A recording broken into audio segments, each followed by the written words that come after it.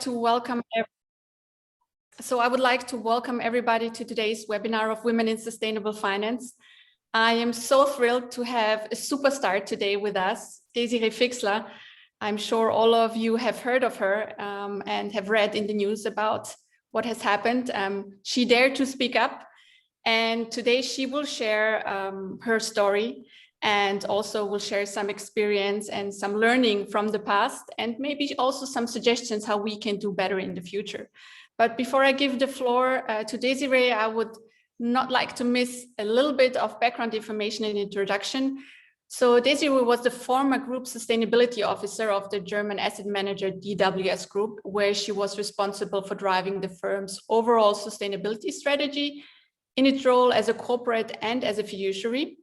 She has over 20 years of experience in both sustainable finance and investment banking, having previously held senior roles at JP Morgan, Deutsche Bank, and Zeiss Group. Desiree has built and managed ESG investing and structured credit businesses, delivering overall policy and analytical frameworks, investor strategies, as well as product innovation. Desiree holds a bachelor in economics from the London School of Economics. She's a member of the board of MMCC, one of the New York's largest community centers, and is a member of the London School of Economics Entrepreneurship Advisory Group. Today, during this webinar, Desiree will share her knowledge and experience of more than 20 years in sustainable finance and global markets. And we will focus on the three topics of ESG and global markets, integrity and speaking up culture. But before we start with the technical part, I would like to ask Desiree, who is Desiree and how did she become the person who she is today? Over to you, Desiree. It's a big question. There's been a lot of ups and downs, that's for sure. So I mean, right now, of course, as everyone's aware, you know, I'm in transition, a girl in transition. I always thought of myself as a corporate professional. So, you know, kind of pushing things from the inside, right? Working with colleagues and coming up with new ideas and evolving the corporation. I never imagined myself in this position about speaking the truth, speaking up outside of the corporate system. But what I found, because it's been, you know, several months now, is that there are advantages here. So since I'm not part of a corporation, I have fewer limitations and constraints, right, to discuss what needs to be discussed. And I think everyone joining the call, you know, has familiarity and background in sustainable finance. We know that reforms are needed. We know we have to evolve this market and do better. And that's one advantage in being outside the corporate system, is that I can address like certain inconvenient truths here. Yes, very much so. And hopefully we will address some of those during this call. But for those who have not followed the news in detail, can you give a little comment about what has happened in your prior position? If I may use the very rough words, you have been fired from DWS. Yeah, that's it. That I was absolutely, I was fired, I was terminated. Brutal words, but it is the truth. You know, it was, I didn't expect it. It was really hardcore. You know, it was my dream job to become a sustainability officer. I was so excited to take on, you know, this huge role with a great deal of responsibility. And, you know, I joined, and let me, you know, first say this, that, I worked with some very talented people at DWS, right? You know, some of the statements that I've made, I'm making and directing at what I consider to be, you know, poor top management decisions. But the folks at DWS, you know, most people come to work there to try and do the right thing, to work hard. They are committed. There are absolute pockets of excellence at DWS. So the allegations and the case is very specific, and it's about, you know, very specific actions. And again, a failure of top, you know, corporate governance.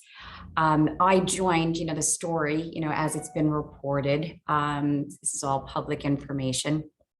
I joined, to work with, other ESG specialists across the platform, to align our principles, approach, and strategies.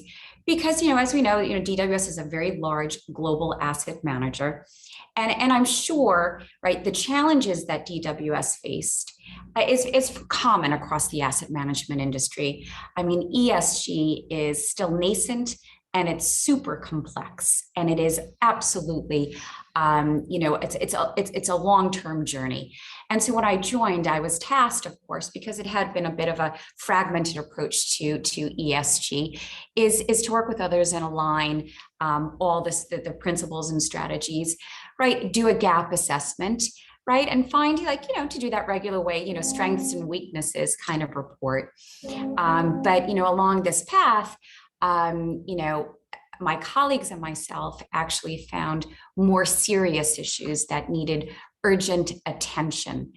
And we reported out on these gaps, the deficiencies on the platform that mainly had to do with weaknesses in the analytical framework, the ESG analytical framework, and the reporting of ESG assets under management.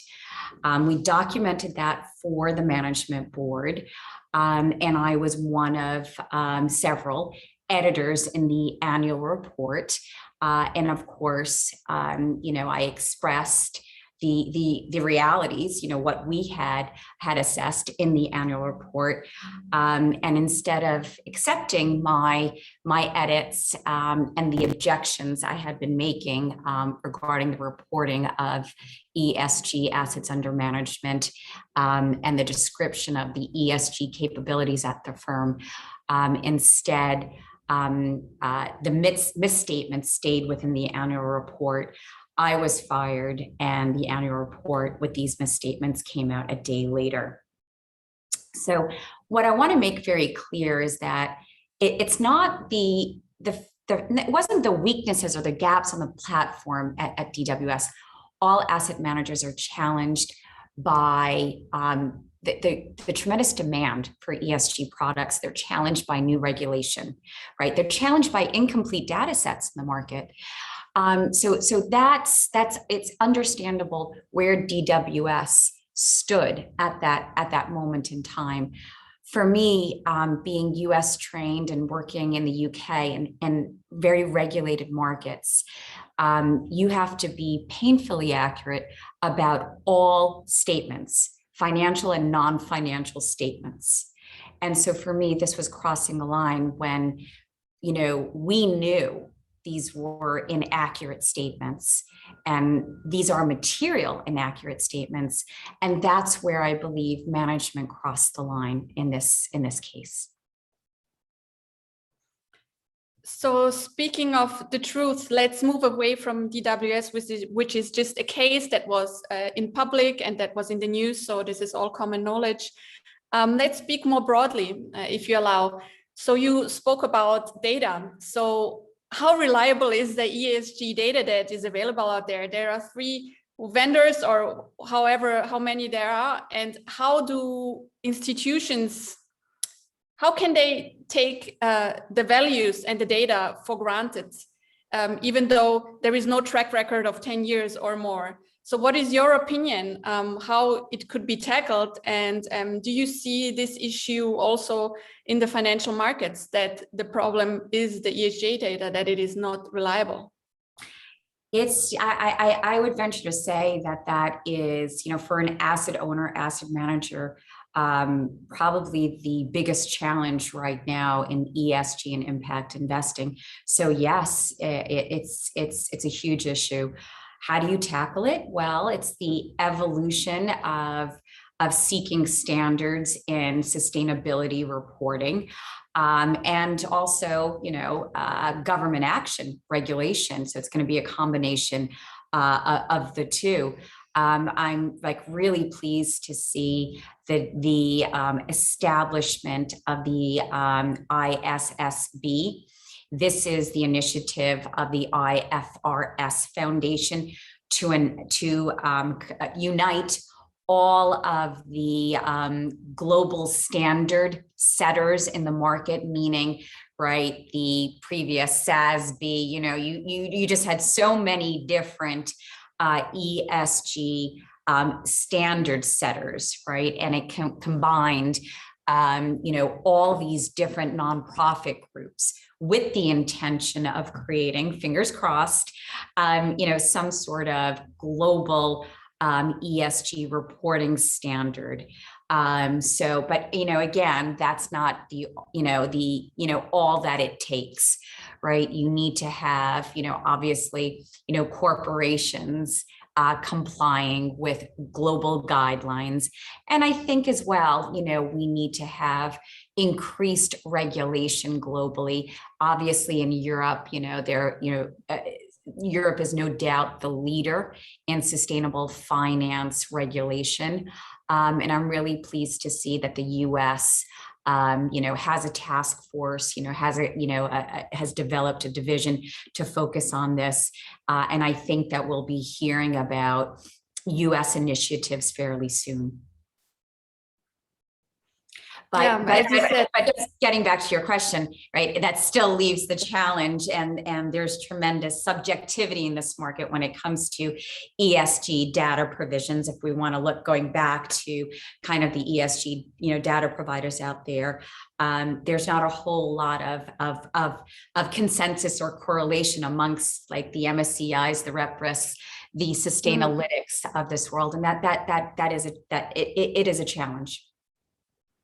Absolutely. While I have a follow-up question for you, I would like to encourage all our participants, if they have questions, to type it in the chat room directly, and we will address it during the webinar, or at the end, there will be also some minutes where you can directly address your questions to Desiree. So getting back to you, we spoke about ESG data that is still unreliable and possibly doesn't have enough track record.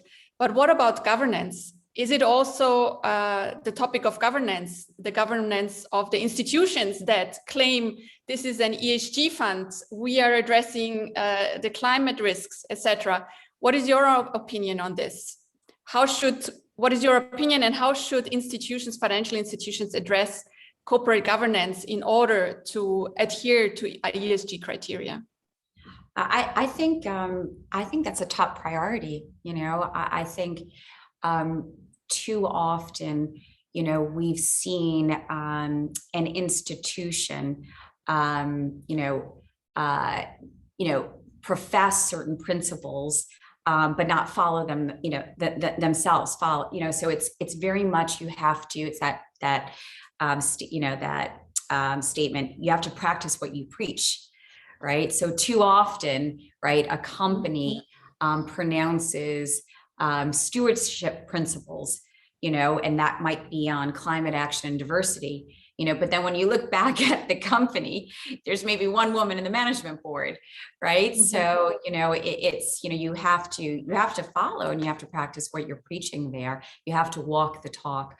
And that all comes back to corporate governance, right? And I think, right, when we're looking at the markets, right, if we do, take the DWS situation, it has led to positive actions in the market. And these actions are just, all market participants in sustainability and ESG, right, kind of hitting the pause button, right? The investigation, the US prosecutor, regulator, and the German regulator investigations has caused everybody, right, to just hit that pause button and ask themselves a couple of questions. The first one is, are we delivering on our public statements, right? Are we living up to, what we're stating?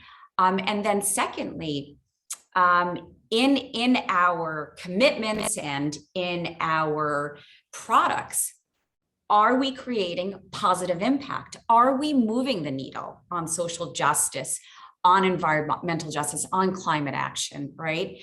And I think that, this situation has created this inflection point in the market where folks have taken a step back to say, like, hang on a second, right? Yeah, COVID did drive down carbon emissions, but they're coming right back up. And we're not on the right temperature pathway. And, we're not achieving, the diversity targets that are ideal here. And I think that it's created the right mindset rather than living in this irrational exuberance world, which had been the rhetoric and the propaganda around sustainability and ESG was totally out of control. Everyone was patting themselves on the back. This, conveyor belt of green products, of ESG products was accelerating more and more. It was on super drive. And yet there wasn't, I'm not going to say there was no impact, but there has been little impact. We successfully mobilized trillions of dollars into ESG strategies, but we're not where we should be when it comes to climate action and when it comes to addressing inequality. And I think that it's very healthy for everyone to stop and, and self-reflect, right? And mark themselves to market, with, both the integrity of their statements, of the corporate statements, and reassess the impact of the investment products that are being structured and sold in the market. So you are speaking now about integrity, if I may highlight it from a philosophical point of view.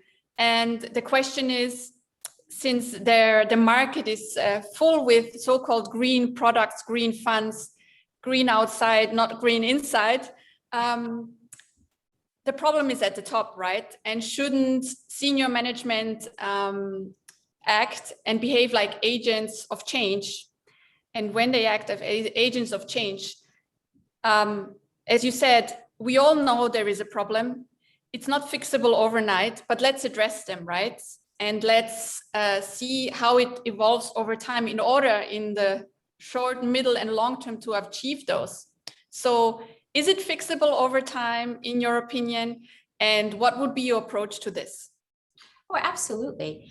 So, I mean, the most important thing is to have, right, it's the best, corporate governance, that ensures you've got visionary, progressive, secure management, to hire the experts that are needed, right? All too often we see, instead of real action, we see glib statements, we see, folks being repurposed, we see sustainability reporting into marketing communications. So it's absolutely absurd, right? So if you really want to make a difference, right, you need the experience, experts within the front office businesses making these changes, right? It cannot be led from a marketing group or communications. That's one of the biggest dangers in this market. Far too much rhetoric and too little action. So yes, it is all about, strong, management.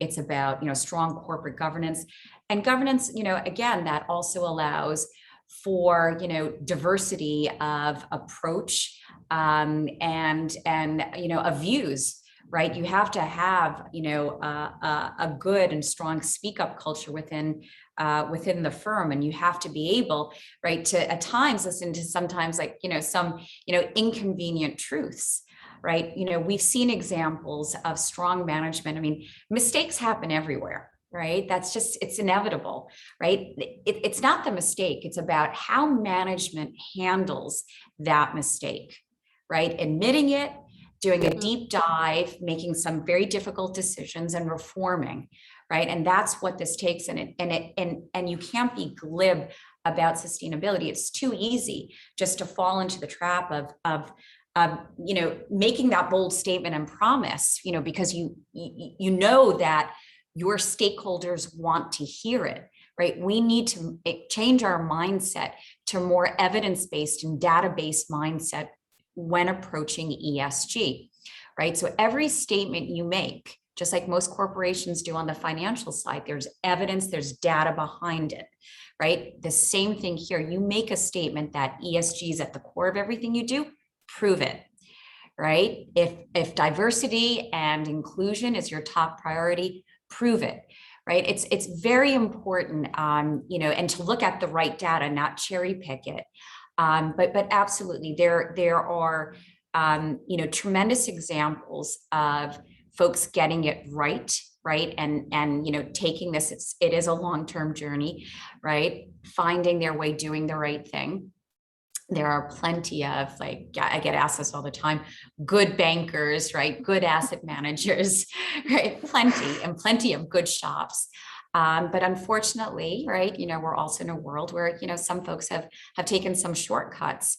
And I'm hoping, that, we'll see how things, develop, but with the regulators increasingly focused on, what might be considered, greenwashing and taking action. That's a great wake up call, just like it was during the great financial crisis, right? It was a great wake up call to, folks working in, kind of structured products and in highly structured, opaque markets, right? It was a wake-up call that things had to change. And those type of, enforcement actions and also, right, consumer, like, Occupy Wall Street type movements, activist movements, created tremendous reforms, and it raised the bar on best practice. So there is definitely a lot of room for improvement. And as you said, it's not about fixing it overnight, but over time. And the end goal is where we want to head to. There is a question in our chat room, which would be great if we could address it.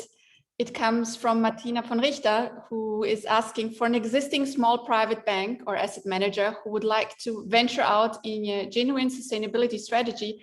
What would be the most steps and what are the main challenges to be aware of? Okay, that's it's a great question. So, I think when I'm looking at the ESG, is a term that means so many different things, and it ranges from negative selection to risk management, right, to positive impact. So what's very important is, the most important thing is to be clear about, the strategies that you're advising or the investment products that you're creating. And again, the name of the game today, where I think this market is moving, is further into impact investing. Right, is that we've been very successful to mobilize strategies around ESG integration, which is risk management. We've been, successful in certain, right, folks, in implementing negative selection strategies, even some positive selection strategies like best in class ESG. But what I find for me, what's most interesting when I have worked with smaller platforms, is that they were far more nimble to move into and to specialize in impact investing. And that's where we need to mobilize, money into strategies that focus on clearly, further clean technology innovation, in financial inclusion businesses, in transitioning, and being very specific about transition outcomes and goals. If you are investing in some, if you will, transition type, industries or portfolios.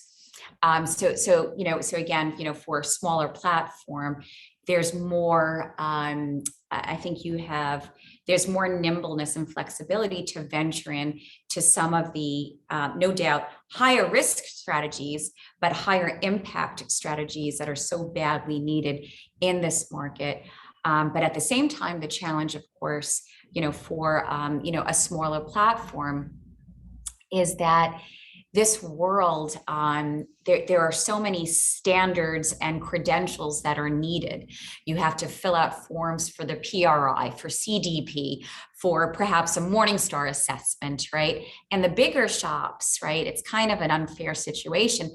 the bigger platforms, have, huge compliance groups and have the financial resources to fund, right, all of these applications for credentials, if you will, right? They have the means, to take part in collective action. And maybe some of the smaller players are very much disadvantaged in not being able to apply for certification, whether it's UK stewardship, code, or it's, PRI assessments, or the recent Morningstar ESG, commitment assessment. And I'd say that that's certainly one of the challenges for smaller platforms.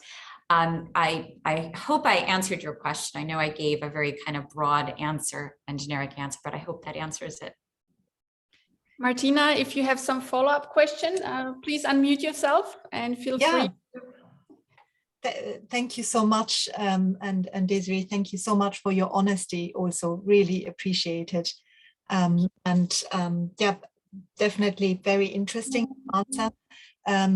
But I was also interested in, somebody at the start of this journey. Let's take, a smaller asset manager. Is there a tool or methodology to assess where they actually really are in their journey? What today is their negative impact? Because I would like to think that if somebody is serious, they want to actually assess, well, where are we today? How much damage are we actually causing to the planet and its people? And then maybe start from there. Sure. I mean, there are many companies that are providing, there are a variety of climate tools. I would be probably what's best is if we can take that offline, and then I can go through some. It's probably not fair. I'm just conscious of not,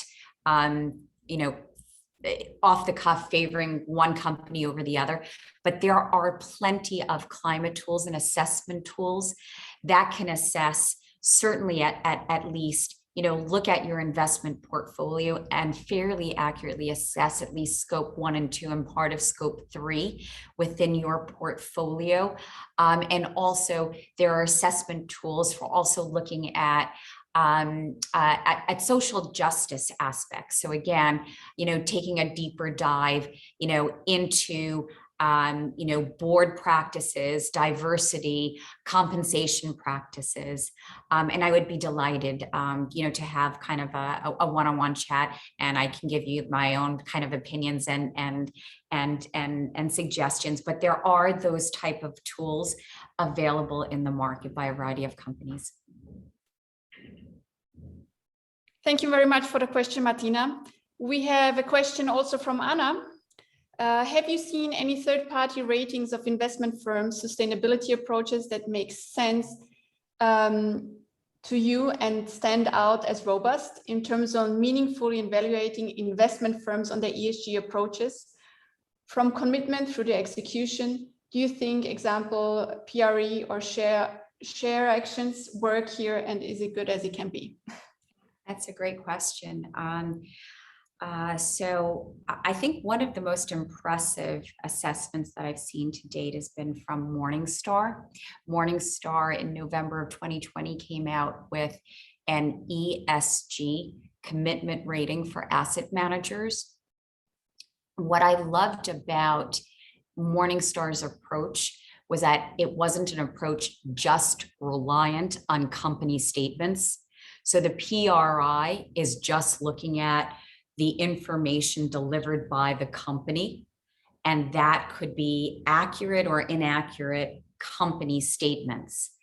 Morningstar, also of course asks for company information, but my understanding is that they kick the tires themselves, and they actually, directly check with the companies about these, they review, of course, what has been stated, and then they conduct their own direct diligence of these statements.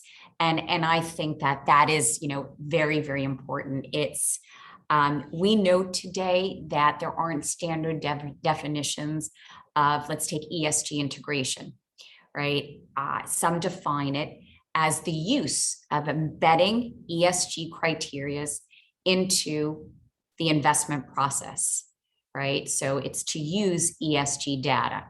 You know, others might say integration is just the availability of data, that, hey, my PMs have availability to an MSCI or Sustainalytics feed, right? So because we make that available, right, that's ESG integration. So you've got a situation where, you know, a firm, you know, could take a liberal or conservative view of an ESG practice, right?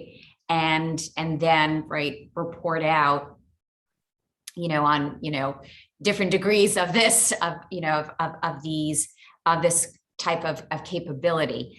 And so I think that we have to be very, very careful on this, you know, because, you know, we don't have standardization just yet. You know, for the PRI, I think that they've done a great job. It is a fantastic organization that is tremendously informational on providing guidelines, you know, on approaching ESG across all asset classes. It really is. Everything from ESG integration to positive impact. Their studies, their research, it's really second to none, right? As you know, as a place to go to become informed. With regard to the PRI's assessment, I know that they're in transition, they're changing their rating system. But previously it just solely relied on what the company was reporting out without, you know, verifying that.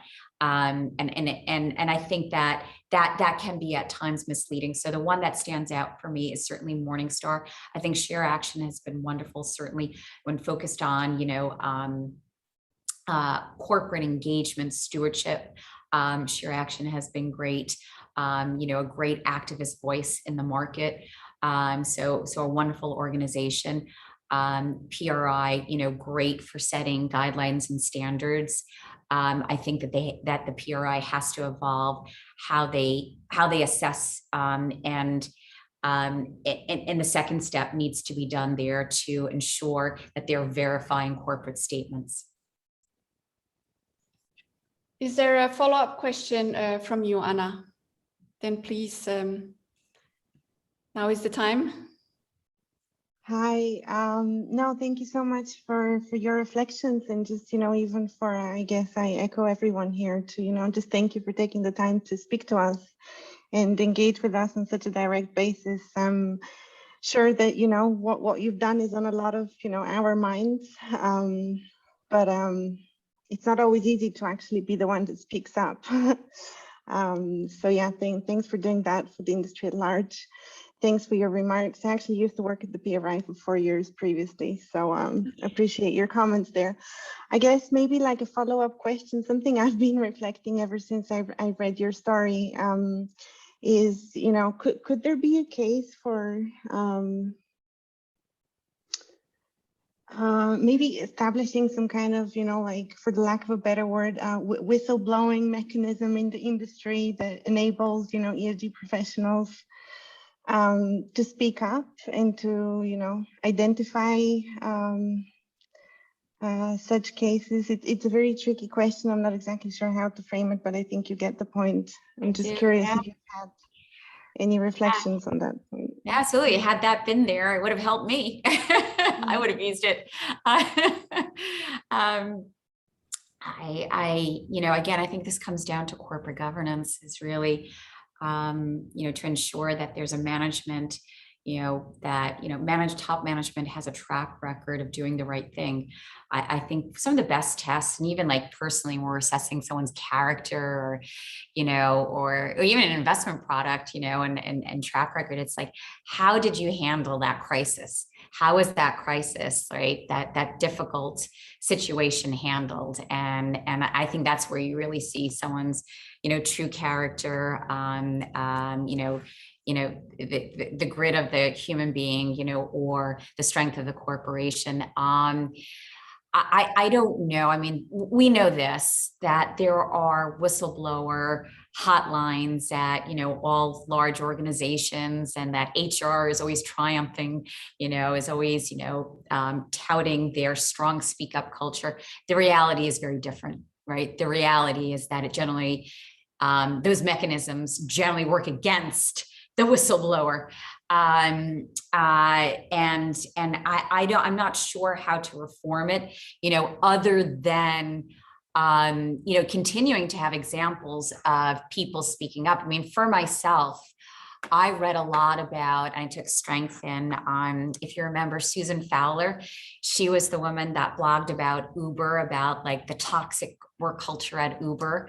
And it's just, her journey was so amazing. She caused structural reform and management reform and changes. The CEO was ousted, right, at Uber. And again, and she's reinvented herself. And so I took a lot of comfort, and I relied so much on just researching what others have done before me. A lot of the women from Fox News, just looking at all sorts of corporate scandals on everything from Dan McCrum and Wirecard, having the dedication to speaking the truth, being committed to it. It's an up and down roller coaster.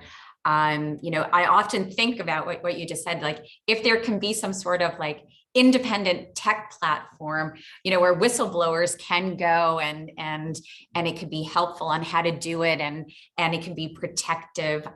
So I think the same way. As it stands, no, but there isn't. But I think that the more examples we have of folks standing up and speaking out, the more that companies evolve and reform, and they understand that they can't cover up, and they can't suppress, they can't go after whistleblowers.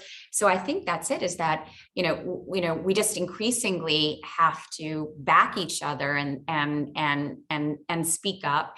I mean, I think that, I hope I've given cover for others, right, to stand up.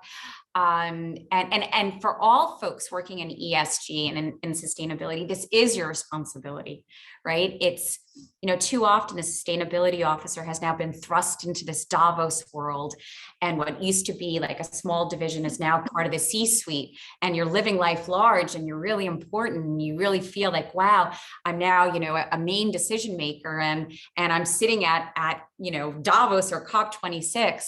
And, you have to remember, right, you are there, not in a marketing capacity, right? You are there, you have a compliance role. And I think that that's super important to ensure, right, that you are delivering, and you're not gaming, right? Because all of these, statements, and, as it stands without, clear definitions, can, Article 8, Article 9, it all can be gamed. And you have to ensure that, you have this compliance role as well, to ensure, that's what we were talking about earlier, the integrity of the statements. And sometimes, right, you have to be, you have to confront management and say, I'm sorry, but we're not delivering there, or that is just an inaccurate statement, or, folks, we have a problem here, right? And ensure that it's managed well.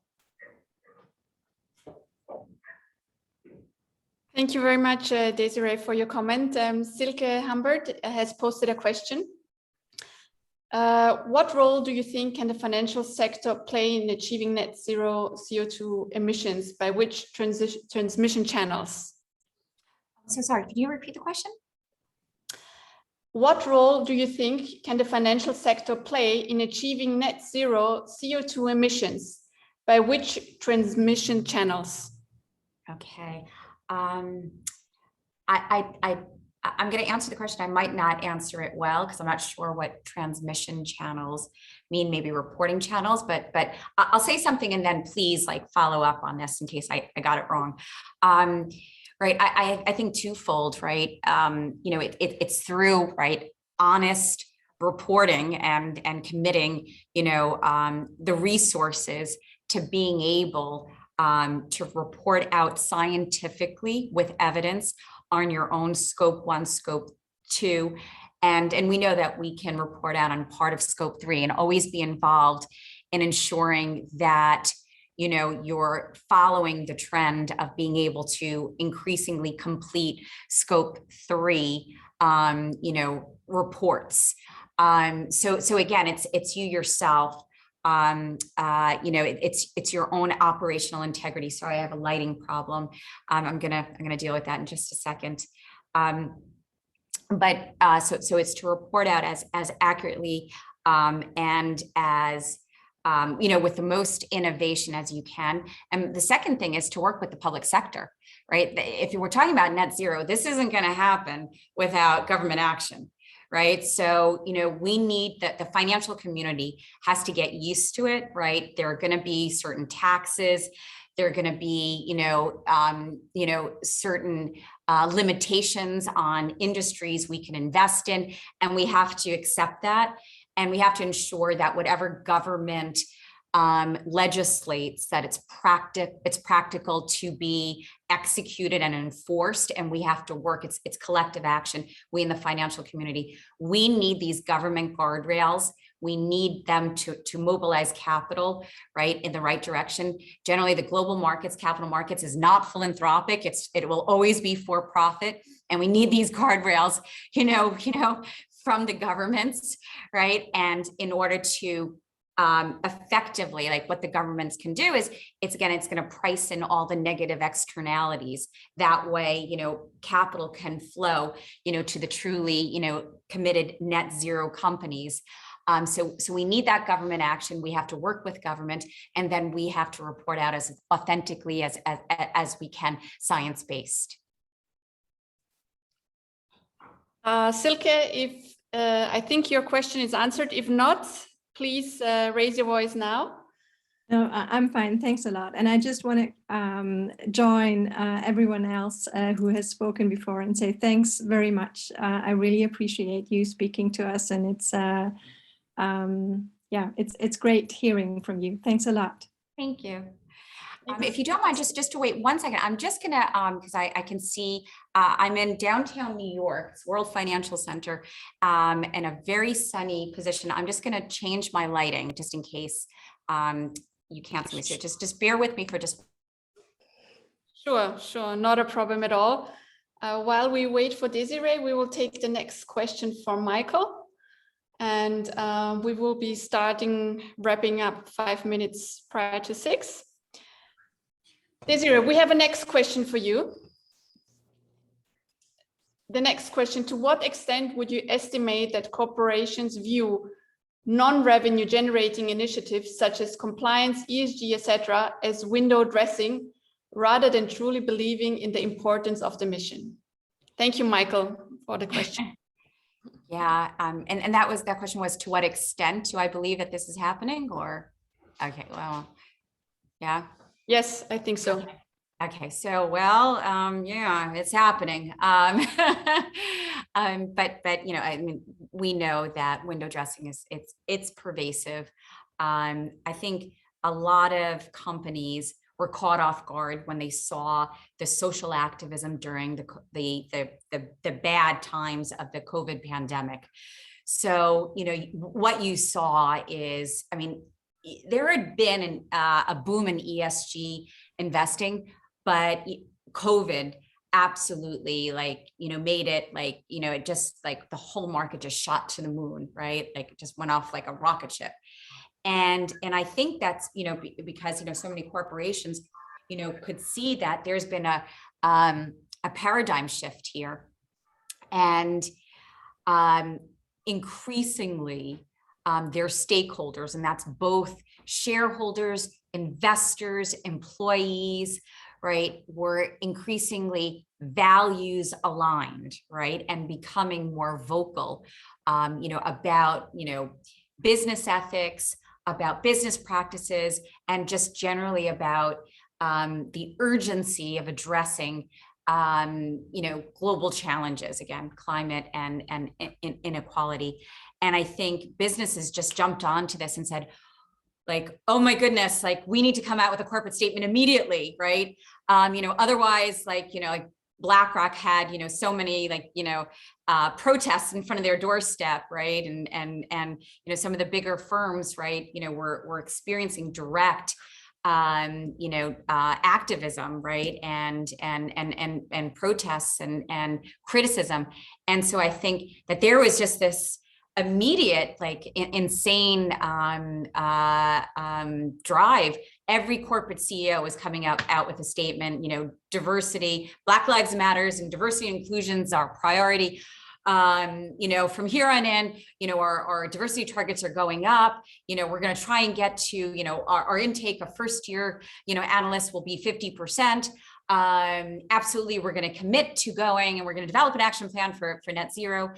I think the CEOs, the C-suite, rushed and glibly made these statements and commitments without acknowledging that, number one, you need an action plan, you need interim targets, and you need to frequently report out on your progress against them, right? You need to commit resources, right? And as the question asked, in compliance, in reporting, right, in tracking systems, right, and in measurement and in tools, right, in assessment tools, and that takes money and headcount. And I think that too many big companies rushed into making these glib statements, and now I think they're slowing down and acknowledging that you have to have the data and evidence behind it. And some aren't, some are still window dressing, right? But I think, right, I think, what one of the best reforms will be, to shake out that sort of bad practice, is if there's an enforcement action in this market. If someone gets busted on greenwashing, on, right, not genuinely, on making public statements or making misstatements or misleading investors.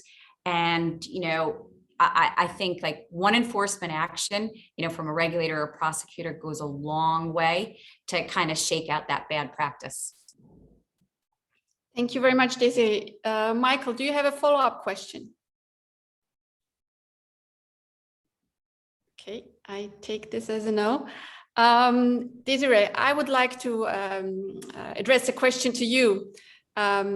Although I really appreciate all the gentlemen in the call. We also have men joining us, of course. I would like to ask a question with regards to you as a woman in the financial market, being an ESG advocate, looking what has happened to you in the last months. And of course, thinking of, okay, Tariq Fancy was the first one who shook the boat, and then you, and we need many more people like you to come.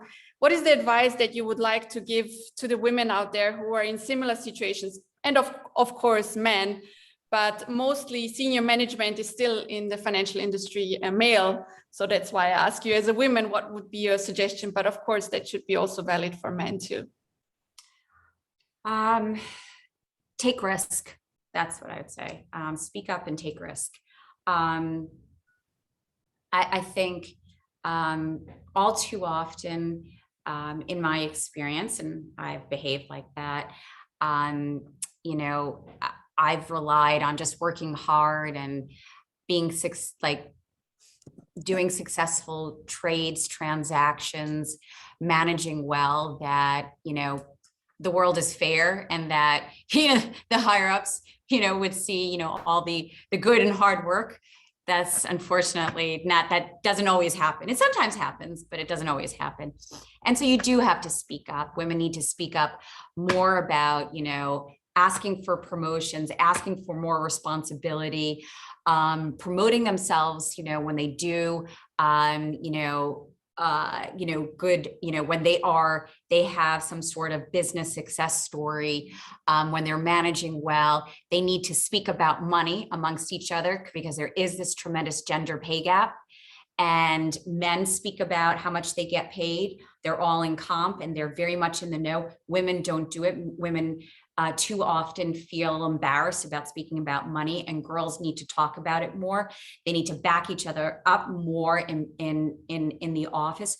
Too often I see very senior women, right, mentoring very junior women, but what you don't see is senior women backing each other, that doesn't happen enough, where you have a situation where a director is on the cusp of being MD, and the MD female, because there's so few MD female, is afraid of supporting that candidate, right? That stuff, like, we need to, on a senior level, right? Not just mentoring, like doing the easy stuff, right? It's again, like ensuring that based on qualification and competence, right, that we work together, to pull each other up. And we need to take risk. You need to take risk more and consider, right, there's sometimes limits to the corporate world. And if you feel like you're hitting a glass ceiling, right, know that you're like, again, just become like, there's always the avenue of becoming an entrepreneur, right? And too often, I think, like, for women, we're risk averse and think, oh, I'm not sure I could be the CEO, right? I'm fine to be the CFO or head of strategy or something like that. Is again, take risk in life. And if the corporate world isn't fulfilling, start your own, platform, whatever it might be, and, go the entrepreneurial route. Thank you very much, Desiree. In the meantime, we have 3 more questions, which I really would love if we can address them. So I think the person who raised the hand was Malita. Yes, she's raising now the hand. I can see her in the video. So please, Malita, your question. Thank you. I just wanted to ask Desiree, and thank you so much for this, because it's been incredible talk, but I just wanted to ask, what is your view in terms of the best platforms that are providing sentiment data, as the stakeholders are now, beyond just the shareholders? Now there's communities, and they have voices on Twitter and Facebook and all these other places. Have you seen any sort of platforms that amalgamate this data in a way that's meaningful for portfolio managers? There are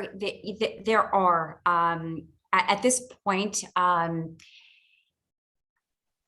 What is most important is to assess the track record of these new AI systems. So there are many new companies that are springing up, and I'd be happy to have like a one-on-one conversation afterwards. And the reason is, again, I don't want to, publicly, state, one company over another. And, in addition, right, I'm soon to advise one of the companies. So that's the other, but there are new technologies, and this is very, very key. All too often, the ESG data that we're pulling in is backward looking.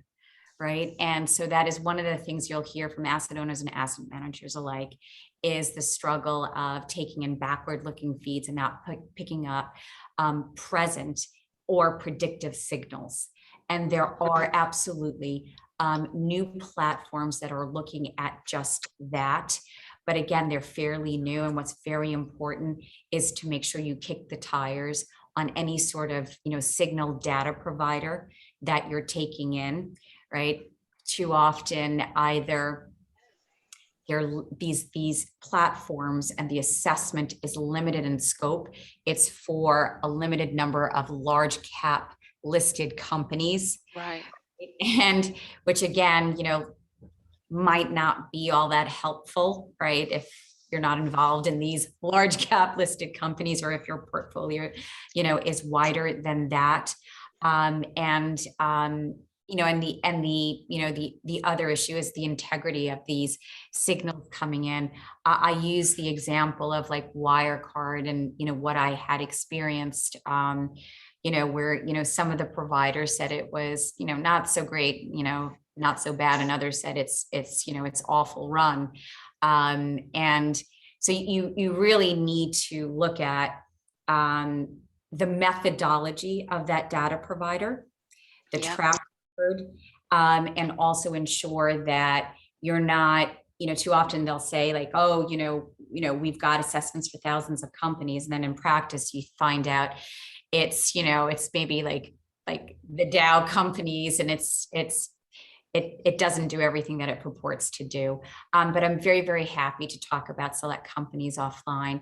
That's developing. Absolutely. That is a necessary feed that I think asset managers need to have, because, traditionally up until now, the feeds have been too backward looking. Yes. Thank you so much. Thank you very much, Desiree, for answering this question. We have two more, and I'm aware of the time. So if we could please, could we please have a look at the last two ones? So first one is from Sonia. As you mentioned, we need to move from sustainability towards impact investing. Do you see where we are with the impact reporting in terms of measuring and assessing the actual impact? Yeah, we're not there yet. Today, a lot of impact reporting, is certainly quickly evolving, on emissions data, right? Everybody knows that reporting out just on scope 1 and 2 can be misleading. That, of course, we need to complete the report with, completing scope 3 assessment. So great strides are being made on the climate side. When you're looking at, often some impact, and there are wonderful impact investing products out there. A number of these report out on the output, and that's wonderful. You can see exactly where your money is going. So if you're looking on, the social side, right, it's it could be in financial inclusion and health education strategies, too often, that it's the output. You see that the money is going to rural versus urban communities. You see the type of businesses being financed. You see perhaps like the mobile, health units that are being built. You see educational centers, but you're not seeing what is that community impact, right? How has that changed the level of wealth, right, in this particular underserved community, right? And we still need to, we're not there just yet. But that we know we need to get there. I think that a focus for the new ISSB should be, we need to focus on what's called double materiality, right? There is no doubt that, hand in hand with how we're reporting out on, as a company, what is your carbon footprint externally, right? How are you vulnerable, to, the outside world affecting, right, your financial performance? Increasingly we need to measure, right, these social aspects on externalities. It's being done increasingly on the climate side, not enough socially. And I think that we need to have the mindset that when we're putting together these reporting standards, that it's not just about financial materiality, limited, let's just say financial materiality and limited impact, right? Impact measurement needs to be built out on social aspects as well, not just on diversity and like the independence of the board. But it's,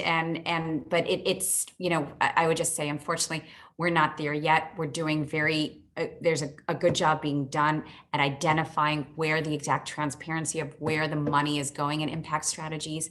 But the overall wealth effect, in underserved communities, still, it's a long way away. Thank you very much for answering this question, Desiree. We have the last one, and I think it's a nice one for the end. Desiree, would you say there are plenty of opportunities in ESG at the moment for women? This is the closing question. Yes, yeah, for sure. I think, what's very important is to focus on data and evidence, verifiable metrics. I think that, that is, where the expertise is needed. And again, that's, both risk management, focus, as well as, the impact measurement focus. I think that, just be careful in this market, because sometimes you'll see great, roles available in ESG or sustainability. And sometimes what the firm just wants is, it's more of a communications and marketing role. It's an island unto itself, right? it's most important when assessing a role to decide what you want, right? And if you want, right, to truly, create impact, you want to be part of the business, right? ESG sustainability can't be this isolated, arena kind of dictating, principles. And then you have the fund manager just ignoring it, right? There's that disconnect. And it's very important to understand if it's a corporate position or if it's in fund management or in banking, right? To understand the subject matter, where you will be. So as an example, so if you're in ESG and asset management, ensure that, you have knowledge and experience in financial markets, right? I've seen too often the ESG specialist, struggle with the portfolio manager. They just don't speak the same language, right? And you need to have direct business experience and have, ESG know-how and knowledge. That's the recipe for success, I believe, is whatever it is, whether it's at a corporate, right? And just understand the products that you're producing inside and out, and being embedded in that business. And again, being data focused, that's evidence-based. Okay, thank you. Just one last thing you're saying about that, because I can see when I read about ESG, it's a lot about data. So do you think it would be helpful if you have programming, coding experience, or? Yes, I do. Absolutely. Yes. Okay. Absolutely. Good. Absolutely. Okay. Thank you.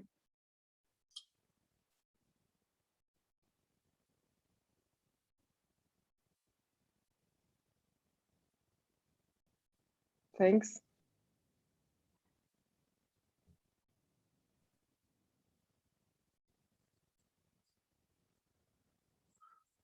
Thank you very much for the question, and also for Desiree answering it. We have already taken more time than scheduled. Is there anybody else? Graham has sent another question. How do you figure out if it's all just greenwashing? And this is the last one for today, Desiree, if you allow. Our participants are very interested in your sharing. And how could you?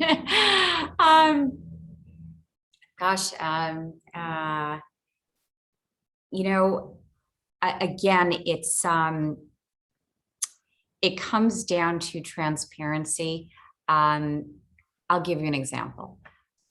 If you see a product that says climate action, sustainable development goals, right? There needs to be, hopefully you're not gonna, lift the hood and just see positions in Google and Apple and, large cap healthcare companies. Too often that happens, right? Too often products are mislabeled. I think we need to be super clear about what is ESG best in class, just meaning that these are companies that are financially astute to thrive in a changing world, right? Changing world, climate change, consumer preference changes, technological changes. That's ESG best in class, right? Impact is very different. And to ensure that you as an investor, or if, when we're talking about greenwashing, that whatever company the company purports to be selling, right, is to ensure, what is this, and then ensure that the product or service, right, has verifiable metrics, right? Again, if the product is stating that the strategy is focused on net zero, what are the interim targets, right? Is this portfolio or product or service, reporting out on the interim, progress, right? I think it's all about the transparency of the communication and clear statement of objective of that product, and again, the verifiable evidence or metrics that is reporting out. I think that is absolutely so key here. And it's until we have standardization and sturdier rules, right? Unfortunately, it's up to it's up to us as investors to make these assessments, and there's a big burden, right? It's not easy, but that's the best way I can answer it. It's not easy to detect it. You can game even now, like SFDR. I've been horrified to see some products labeled like just investments in like large cap California-based tech companies being categorized as Article 9. Right, it shouldn't be with mislabels. So I think it's we have to educate ourselves, spread out that awareness, and assess it that way. I wish I had a simpler. I wish I could say there's this great app that can go in. Maybe there will be soon, but right now it's about we need to ensure that there's clear communication from the seller. Thank you very much, Desiree, for this replying to this question and for taking time to speak to our audience today. We really enjoyed hearing your story. You're really a true inspiration to all of us, and we need many more people like you who dare to speak up. And as you said, we are at the tipping point. Something must change in the financial markets with regards to ESG, and you shall be quoted in business school books as the one who started it in the future. I would like to also thank to all the participants today who came from all continents this time. So we really had participants from all over the world, dialing in US, Africa, Middle East, Saudi Arabia, India, all the way to Australia. It has been an honor. And please, if you are interested in our future events, the next one is on Tuesday, 23rd of November. It's about the holistic integration of ESG, and it's with Dawi Abuchere. If you like to join us, please sign up. And I hope this was not the last webinar with Desiree Fixler. I think there's much more that we can discuss going forward. So thank you very much today for joining us and for taking so much time. It has been a most pleasure. Thank you so much. Thank you. Thank you, everybody. Bye-bye, and have a nice evening, day, and good morning, wherever you are. Thank you. Thank you. Bye-bye. Thank you. Bye. Oh, it's very good.